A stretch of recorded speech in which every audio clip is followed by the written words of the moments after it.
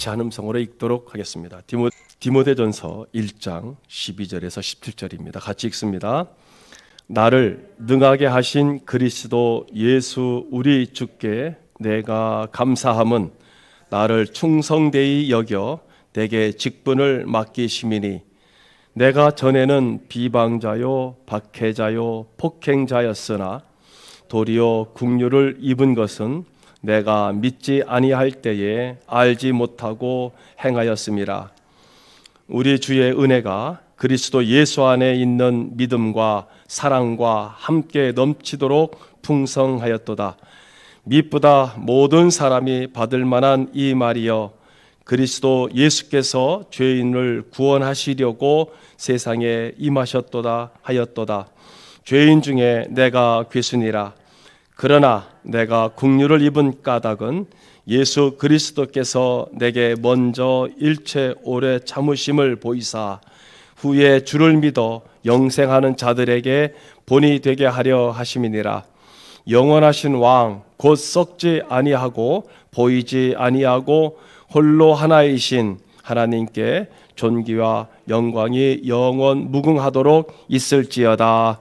아멘. 지금 저와 여러분들이 보고 있는 이 디모데 전서는요, 바울 사도가 자기의 신앙의 아들이면서 또 자신의 후계자라고 할 수 있는 이 디모데에게 보낸 편지, 어떤 의미에서는 사신으로서의 의미가 있다라고 하는 거죠. 바울 대신해서 목회를 하고 있는 이런 사신적 의미가 있고요.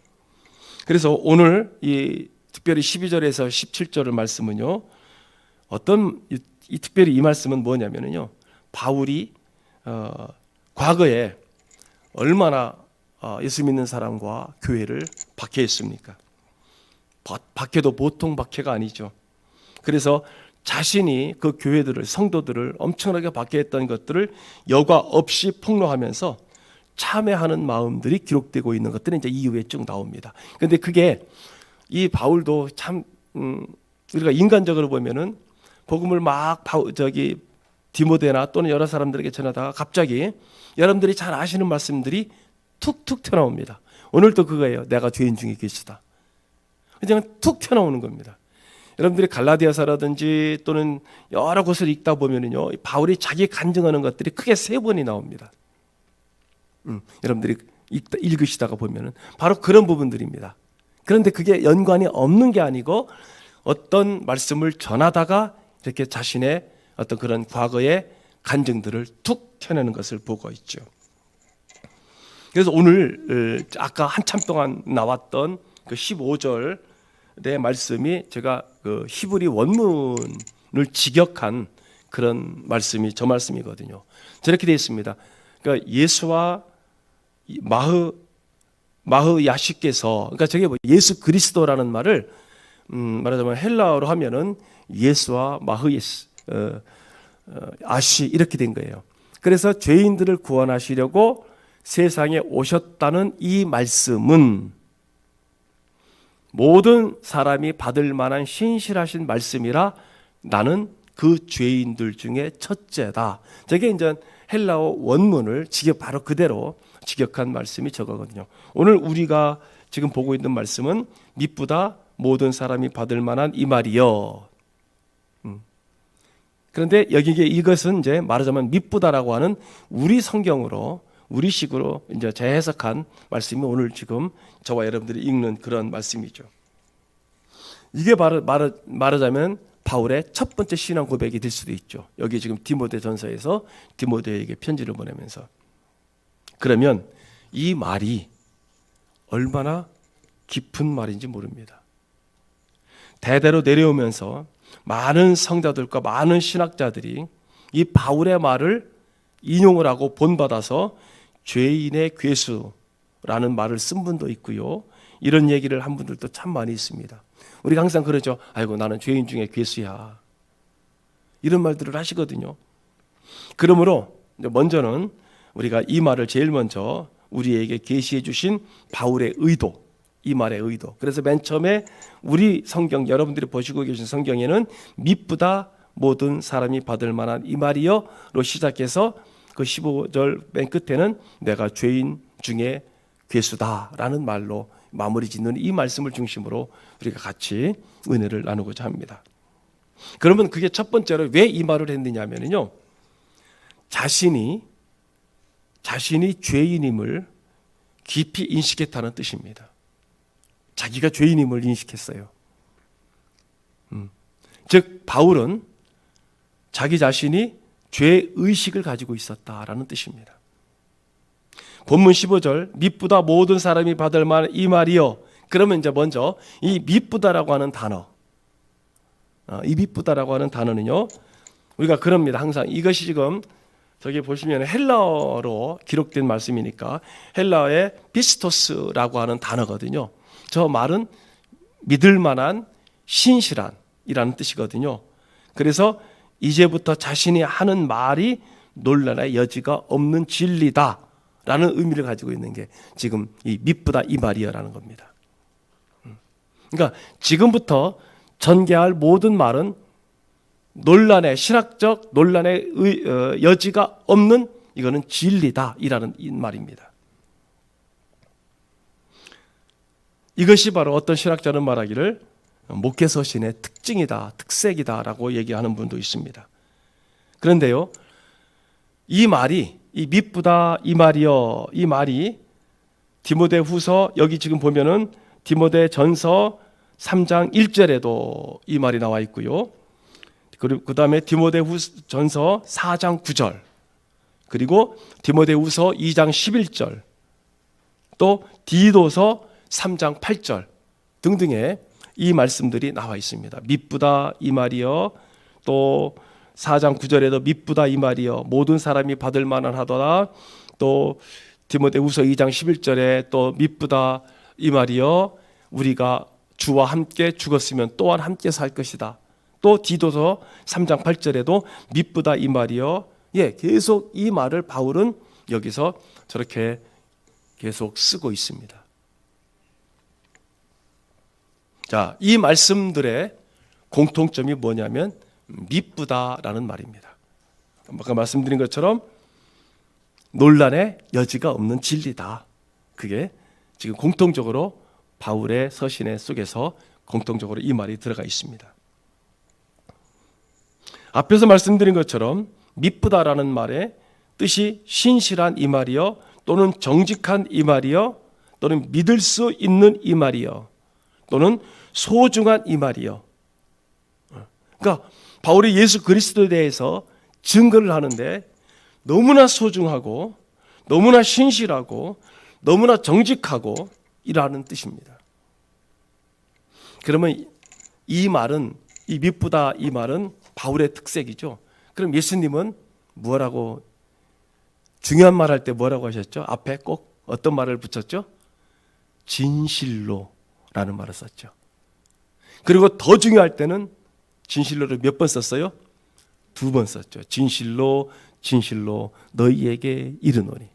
그 뜻입니다. 지금 미쁘다 이 말이여는 바로 예수님의 진실로 또는 진실로 너희에게 이르노니 라고 할 때, 강조할 때 쓰는 그 말입니다.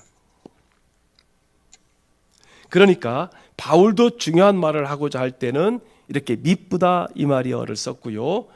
그래서 이 두 말을, 예수님의 진실로 또는 진실로 또 바울의 미쁘다 이 말이여라고 하는 이 두 단어를 비교해 보면 아주 재미있는 뜻을 느낄 수가 있죠. 자, 그러면요, 예수님께서 이제 진실로라는 말을, 또는 예수님께서 진실로라는 말을 썼을 때는요, 뭐냐면 하나님의 아들로서 메시아의 권위를 가지고, 하나님의 권위를 가지고 내가 진실로 너희에게 이르노니, 또는 내가 진실로 너희에게 선포한다 라는 말씀을 하셨다는 거죠. 그러면 바울이 미쁘다 이 말이여 라는 말은 바로 뭐냐면 그리스도의 말씀을 본받으면서 그리스도를 찬양하고 있다라는 것을 보고 있는데요. 즉 무슨 말이냐면 이제부터 하는 말은 내 말이 아니고 그리스도의 말씀이 뭐라는 거예요? 미쁘다 이 말입니다. 정직하다, 변함이 없다, 진실이다. 지금부터 내가 하는 말은 내 말이 아니고 예수 그리스도의 말씀, 진실하신 말씀을 내가 너희에게 전한다라는 그런 말씀인 거죠. 자, 그러면은요, 이 말씀의 의미를 알고 읽을 때, 이제부터 여러분들이 이제 다시 예를 들어서 디모데 전서를 여러분들이 묵상하고 읽을 때, 아하, 이 말은 바울의 말이 아니고 누구의 말을 대신한다는 거예요? 예수 그리스도의 말씀을 대신한다. 그러니 얼마나 믿음직스럽고 얼마나 또 진실하고 감사한지 모르지요. 여러분, 사복음서에서 예수님께서 하신 모든 말씀이 참 너무나 소중한 말씀들이죠. 그래서 여러분, 요즘에 계속 여러분과 금요일 또는 수요일에는 어쨌든 지금 말라기의 부분을 거의 끝부분을 지금 나가고 있죠. 예수 그리스도 오시기 전까지의 과정을 지금 계속해서 보셨습니다. 그리고 신약에는 신구약 중간사의 어떤 사건적 배경을 통해서 역추적으로 해서 지금 나가고 있어요. 제가 이제 금요일날 지난주에도 지지난주에도 말씀드렸죠. 지금 저희들의 영상을 공유해달라고 여러 교회들에서 공유해달라고 해서 부탁을 하고 있어요. 또 큰 교회 목사님들이 제가 이렇게 그 정리해 놓은 그 원고를 반협박성으로 좀 달라. 그래서 어쨌든 제가 다시 오타를 수정해서 드리도록 하겠습니다. 공유하도록 하겠습니다. 그러니까 여러분들은 제가 처음부터 이랬으니까 이게 다 그렇게 하는가 보다 이렇게 생각할지 모르지만 그렇지가 않거든요. 그래서 원저자분도 그 원고를 부탁을 해서 그것을 이제 책으로 내시겠다, 창세기부터 책으로 내시겠다 그러시는데 그거는 알아서 하세요. 원저자가 당신이니까, 목사님이시니까 저야 원고를 대신 이렇게 정리했을 뿐이니까 그렇게 하세요. 이렇게 진행이 되고 있거든요. 그래서 말라기에서 마태복음까지 오는 그 사이의 과정들, 아마 어쨌든 여러분들이 이해가 되시든 안 되시든 계속 듣고 있기 때문에 아마 언젠가는 여러분들이 마태, 마가, 누가복음을 읽으시다가 보면 이게 이렇게 연결되고 이런 맥락에서 쓰여졌구나를 여러분들이 아마 귀가 열리는 날이 있으실 겁니다. 그래서 저 자신도 그렇고 여러분들을 바라보는 마음이 굉장히 소중하고, 또 여러분들이 예배를 드리러 나오시는, 또 영상으로 이렇게 예배를 드리신 모든 분들이 얼마나 소중한지 모릅니다. 이런 말씀들을 여러분들에게 전할 수 있고 또 나눌 수 있어서 그것이 시간마다 저에게는 굉장히 소중한 시간이죠. 언젠가는 아마 이 자리에서 같이 그 시간에 얼굴과 얼굴을 맞대면서 나눌 수 있는 시간이 곧 오겠죠. 지금 상황을 보시면은 어쨌든 그때까지는 여러분들이 영상을 잘 보시고, 또 그렇게 드린다 할지라도 계속 영상은 송출을 할 겁니다. 이렇게 지금 뭐 개인적 사정에 의해서 못 나오시거나 또 여러 일들에 의해서 못 나오실 경우에는 이렇게 영상을 계속 송출하니까 진행을 하도록 할 겁니다. 잠깐 다른 방향으로 나갔는데요. 자, 그러면은 이 본문 가운데 바울이 지금 무슨 말씀을 선포하느냐? 12절에서부터, 그죠? 미쁘다 이 말이여 라는 말씀을 전제로 놓고 지금 바울이 디모데에게, 그리고 오늘 저와 여러분에게 전하려는 말씀이 무엇일까라는 거죠. 자, 바로 뒤에 있는 말씀을 보시면은 바울이 전하고자 하는 의도를 볼 수가 있습니다. 뭐냐면 예수 그리스도께서 죄인을, 15절, 그죠? 미쁘다 이 말이야라고 한 그 말 뒤입니다. 예수 그리스도께서 죄인을 구원하시려고 세상에 오셨다. 지금 바울이 말하려고 하는 가장 첫 번째 요지가 그거예요. 예수 그리스도께서 죄인을 구원하시려고 이 세상에 오셨다. 그리고 예수님도 그렇게 말씀하셨죠. 내가 이 땅에 온 것은 의인을 부르러 온 것이 아니고 누구를 부르러 왔다고요? 죄인을 불러서 회개하게 하려고 왔다라고 말씀하신 거예요. 그 말씀과 똑같다, 일맥상통하는 거죠. 또 예수님께서 말씀하시기를 내가 섬김을 받으러 온 것이 아니라 도리어 섬기려 하고 많은 사람들을 위해서 내 목숨을 내주려고 왔다. 자, 예수님의, 다시 한번요, 예수님께서 죄인을 구원하시려고 이 세상에 오셨고 내가 세상에 온 것은 의인을 부르러 온 것이 아니고 죄인을 불러 회개시키러 왔다. 그리고 내가 이 땅에 온 것은 섬김을 받으러 온 것이 아니라 도리어 섬기려 하고 많은 사람들에게 내 목숨을 내어주려고 왔다. 그 말을 이어받아서 바울이 지금 이 말을 하고 있는 거예요.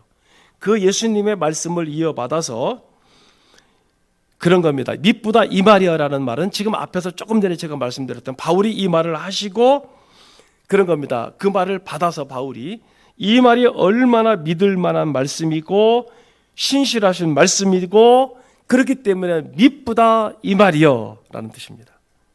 이해가 되세요? 네. 그러니까 쭉 연결이 되어 있죠. 그러니까 피스토스 미쁘다 이 말이요 얼마나 감사한 말인지 모릅니다. 그 말이 다 진실이고 진리고 우리가 이건 변함없는 그러한 말씀이다. 그래서 이 말씀 가운데 그리고 난 다음에 자기를 바울이 바라본 거예요. 그런 예수를 어떻게 했다는 거예요, 바울이? 그런 예수를 믿는 사람들을 잡아 감옥에 놓고 때로는 죽이기도 하고 때로는 살인자로서 자기가 그랬다. 그렇기 때문에 자기가 뭐라는 거예요? 예, 바로 그겁니다. 그래서 내가 죄인 중에 괴수다. 그러니까 제가 서두에 말씀드린 것처럼 사도 바울을 서신 가운데 보면은 이렇게 쭉 나가다가 지금처럼 내가 죄인 중에 괴수야라고 뚝 튀어나오는데요. 그런데 앞뒤 문맥을 보시면 반드시 그 말씀을 연결하는 이 미쁘다 이 말이여라는 말이라든지 그 말이 있어요. 그러면 우리가 성경을 볼 때 이제는 쭉 그냥 읽어나가는 게 아니라 왜 이 말씀이 왜 쓰여졌지? 라고 하는 의문점을 갖게 되면 이제는 여러분들 핸드폰이 스마트폰이 얼마나 잘 되어 있습니까? 한번 쳐보세요. 그 말씀을. 그러면 연결되는 그런 내용들, 왜 이 말이 쓰여진 내용들이 지금 웬만한 것들은 여러분 옛날에는 원어 해석이라든지 이런 주석이라든지 책이 있어야 되잖아요. 지금은 어때? 여기에 다 들어있어요. 네. 이 스마트폰이 여러분들의 공부를 하시고자 하면은 이 스마트폰이 아마 여러분들의 성경을 공부하는데 엄청난 도움을 주는 그런 움직이는 도서관 역할을 하는 거죠.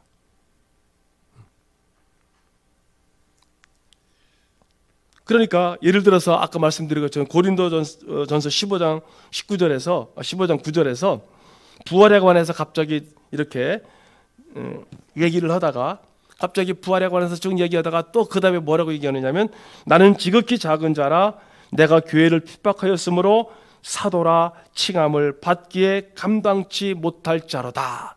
부활에 대해서 얘기하다가 저게 툭 튀어나옵니다. 또 갈라디아서 1장 13절에서 보면요 성도들의 배반을 맹렬하게 막 그 갈라디아 교회가 확 뒤집어졌잖아요. 배반했잖아요. 그렇게 쭉 얘기하다가 갑자기 내가 유대교회에 속해 있을 때에 하나님의 교회를 심히 박해하였다라고 이 말이 갑자기 툭 튀어나옵니다. 그러니까 우리는 이걸 모를 때는 그냥 막 성경만 읽어 나가잖아요. 아, 내가 갈라디아서 읽었어, 내가 고린도전서 읽었어 이러잖아요. 근데 여기에는 피라미드처럼, 그래서 우리가 철학적 용어로 쓸 때 슈퍼에고라고 그래요. 빙산의 일각이다 그런 뜻입니다. 위에 올라와 있는 빙산은 우리가 보이는 정도인데 그 밑에는 어때요? 어마어마한 게 들어가 있잖아요. 같아요. 그래서 제가 중간사를 하는 거고 역사를 그렇게 자꾸 노래하는 이유가 거기 있는 거예요. 또 에베소서 3장 8절에 뭐라고 얘기했냐면은 막 얘기하다가 모든 성도 중에 지극히 작은 자보다 더 작은 나에게 이렇게 말합니다. 자기를 계속 뭐해요? 나가다가 비하시키고 낮추고 이런 경우를 자꾸 보게 됩니다. 그러면 오늘 13절의 말씀에 보면은 내가 전에는 여러분 거의 13절 오늘 본문 말씀입니다.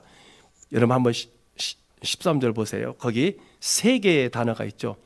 내가 전에는 뭐요? 비방자요, 박해자요, 폭행자라고 얘기를 하고 있죠. 참 여러분 그 말씀을 읽을 때 어떻게 생각해 보셨습니까? 아, 그냥 내가 전에는 박해자요, 비방자요, 박해자요, 폭행자였구나. 그냥 나쁜 놈이었구나. 이렇게 생각하십니까? 예, 맞죠? 일단은.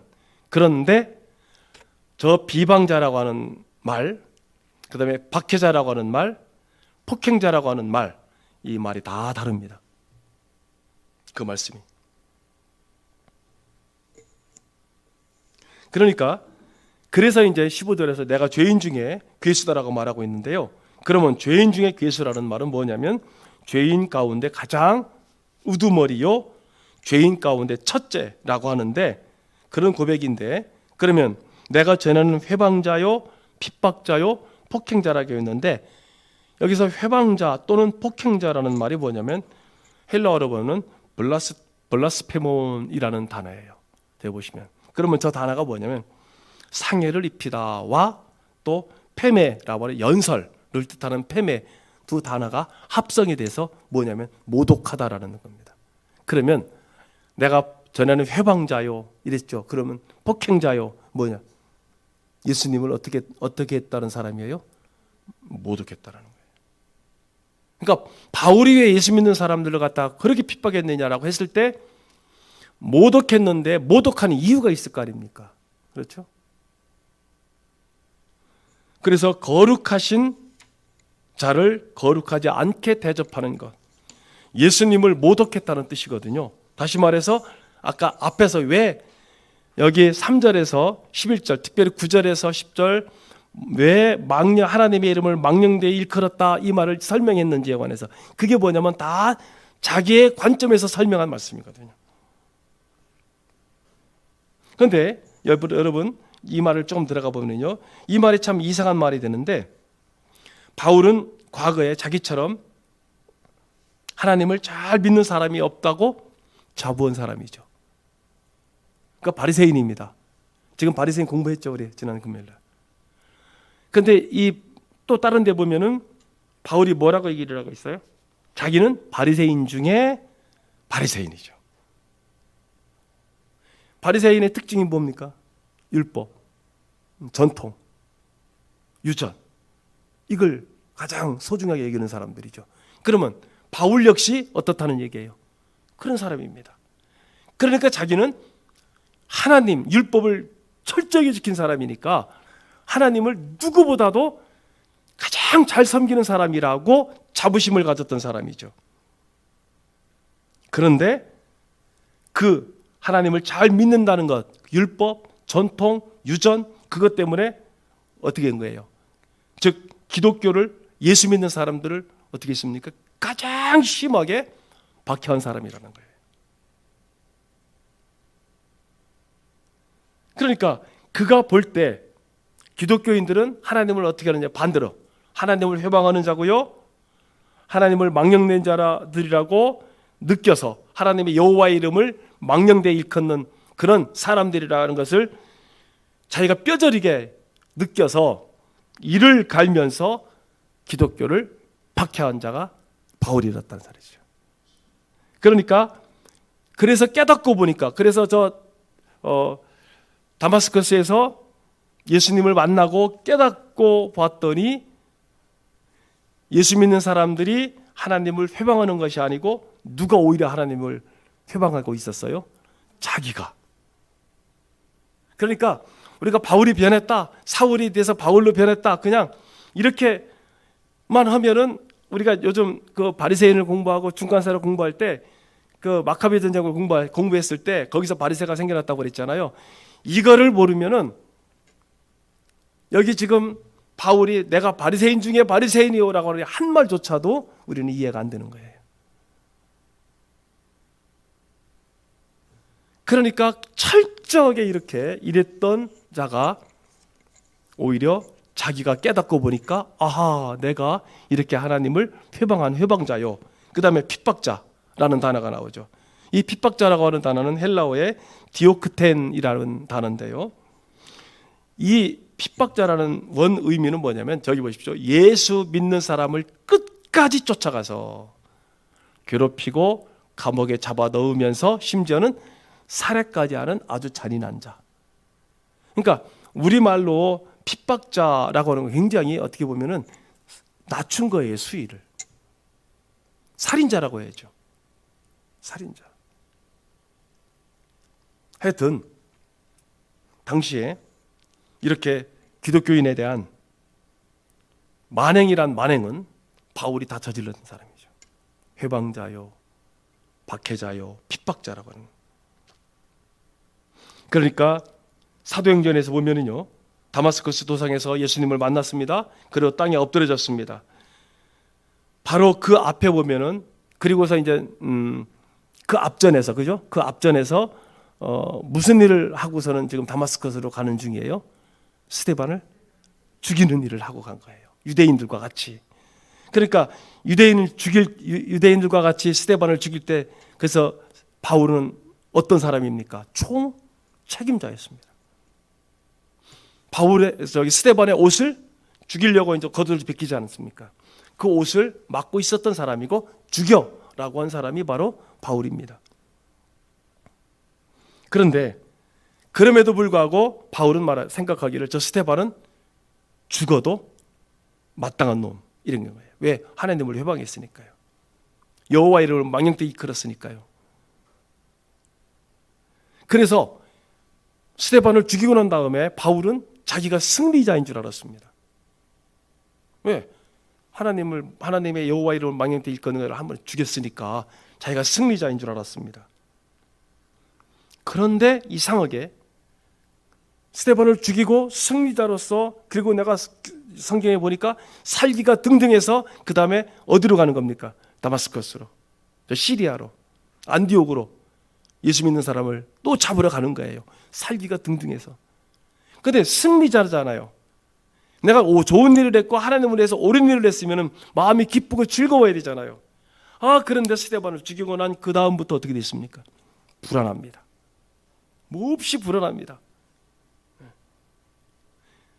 왜 불안했을까요? 성경에는 나와 있죠. 여러분, 스데반 집사 그 순교 현장에 그 답이 나와 있잖아요. 왜? 돌에 맞아 죽이면은 죽는 사람이 뭐라고 해야 돼요? 살려달라고. 내가 잘못했다고. 이를 갈던가 저주를 하던가 막 고통스럽고 이래야 되는데, 세상에 돌로 투표를 하고 돌로 쳐 죽이는데 스데반의 얼굴이 어떻다고 그랬어요? 평안하고 천사 같았어요. 저게 죽어가는 사람이야? 저게 돌에 맞아 죽는 사람이야? 자, 그 다음에 또 죽어가는데 스데반이 거기에서 뭘 보았다고 그랬어요, 성경에? 하나님 우편에서 부활하신 예수 그리스도가 자기를 향해서 보고 있는 그걸 보신 거예요. 그러니까 얼굴이 평안한 겁니다. 마지막으로 한 방 더 때리네요. 뭐예요? 주님, 예수님, 저 저자들을, 저 바울을 용서해 주세요. 제가 몰라서 그렇습니다. 용서해 주세요. 좀 살려달라고 하고 애걸복걸하고 내가 다시는 예수 안 믿겠다고 하고, 그리고 아니면 저주를 하고 살기가 등등하다든가 아니면 괴롭다든가 죽어가는 그 꼴이 아주 그냥 정말 불쌍사납다든가 이랬으면 바울이 괴롭지가 않아요. 그런데 얼굴이 천사 같고 평안하고, 그리고 자기 말로 하나님 우편에 계신 부활하신 예수 그리스도가 나를 보고 있고, 그리고 마지막으로 자기를 용서한다 이 말입니다. 자기가 승리자가 되어야 되는데 자기가 뭐가 된 거예요? 패배자가 된 겁니다. 나를 위해서, 즉 바울을 위해서 기도해 주고 있는 모습을 본 거예요. 그 마지막 모습이 바울로 하여금 불안하게 하고 여지없이 자기를 패배자로 만들어 버렸고요, 무엇인가 불안스럽게 했다라고 하는 그런 모습입니다. 하여튼요, 바울은 남에게 폭행을 하면서 또 돌로 쳐 죽이면서 자기 자신이 오히려 박해를 받은 것과 같은 느낌을 지금 바울이 받은 게 지금 여러분 우리가 보고 있는 이 15절, 내가 죄인 중에 괴수다라고 하는 거기에 깔려있는 그런 의도성입니다. 눈에 보이는 돌은 스데반이 맞았거든요. 자기들이 던지는 돌은 스데반이 맞았거든요. 그런데 보이지 않는 돌은 누가 맞은 거예요? 자기가 맞았어요. 그가 죽었는데 사실은 자기가 죽은 것 같습니다. 그래서 이 폭행죄는, 여기서 말하는 이 폭행죄는 자기를 박해한 것이다 라고, 스스로를 박해한 것이다 라고 볼 수가 있는 거죠. 그래서 13절에 내가 전에는 비방자요 박해자요 폭행자였으나, 거기 도리어라는 말이 있죠. 긍휼을 입은 것은 내가 믿지 아니할 때에 알지 못하고 행하였다. 긍휼을 입고 깨닫고 보니까 라는 뜻입니다. 여기 또 하나 마지막으로 회방죄가 나오죠. 회방죄. 이건 뭐냐면요, 앞에 폭행죄, 박해, 이거는요 사람에 관한 거예요. 사람에 관한 거. 그리고 폭행죄는 자신에 관한 거고요. 그리고 여기 마지막 회방죄는 누구에 관한 것? 하나님을 상대하러 한 죄. 핍박죄, 아까 말씀드린 것처럼 사람을 상대하려. 그러니까 여러분 보세요. 이 세 단어가 비방자요, 박해자요, 폭행자였으나, 이 말이요, 어느 으로 보나 바울이 뭐예요? 죄인 중에 죄인이고 죄인 중에 괴수라는 말이에요. 자기가 스스로 이렇게 자기의 죄성을 깨달았다라는 뜻입니다. 이것을 깊이 바울이 뼈저리게 깨달은 것. 그러니까 여러분 3절에서 11절의 말씀을 왜 했는지에 관해서 지금 여기 12절에서부터 그거를 펼쳐나가고 있어요. 그렇게 울부짖는 겁니다. 나는 죄인 중에 괴수다. 나는 죄수 가운데 우두머리였다. 사랑하는 성도 여러분, 여러분들이 지금 욥기를 19장을 나가면서 아마 계속 깊게 들어가는, 아마 제가 계속 새벽 시간에 말씀드렸죠. 여러분들에게 부담이 되기도 할 것이고, 내가 어떻게 살아가야 될 것인가를 지시해 주는 말씀이기도 할 것이다. 부담이 될 것이다. 왜? 이렇게까지 신앙생활을 해야 되나? 이렇게까지 예수 믿어야 되나? 그럼에도 불구하고 우리가 믿음으로 그 말씀을 쫓아 그러니까 우리는 간접 체험한다고 그랬죠. 내가 직접 욥처럼 그렇게 되는 것이 아니라 내가 지금 그 말씀을 따라가면서 아멘으로 따라가기만 하면 그게 뭐가 된다고요? 나에게 간접 체험이 되어서 나를 욥과 같이 똑같은 사람으로 대우해 주신다는 거예요. 그게 은혜라는 겁니다. 이것도 마찬가지입니다. 우리가 지금 살아가면서 여러분들이 이제 오늘 예배 마치고 또 이제 일터로, 가정으로, 직장으로 돌아갈 겁니다. 지난 한 주간 동안은 여러분들의 그 받은 은혜가 얼마큼 가셨습니까? 일주일 내내 가셨습니까? 아니면 하루 갔습니까? 이틀 갔습니까? 그래 되셨습니까? 잘 분배하세요. 은혜를 잘 분배하세요. 그래서 일주일 내내 은혜 가운데 받은 말씀을 가지고 은혜 가운데 잘 승리해서 주일날 예배가 여러분들에게 최고의 예배가 될 수 있도록. 바울도 마찬가지입니다. 그러니까 여러분들 이제 나가서 생활할 텐데 나를 억울하게 하고, 또는 나를 막 이렇게 힘들게 하고, 또는 모함하고, 또 이런 일들이 없지 않아 있을 겁니다. 그럴 때마다 패스오버.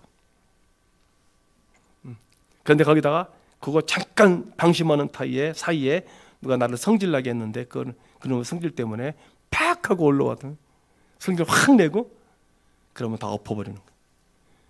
이게 다 엎어버리는 거죠. 그런데 감사한 것은 그럼에도 내가 잘못했구나. 내가 잠깐 방심하는 사이에 내가 화를 냈어. 내가 성질냈어.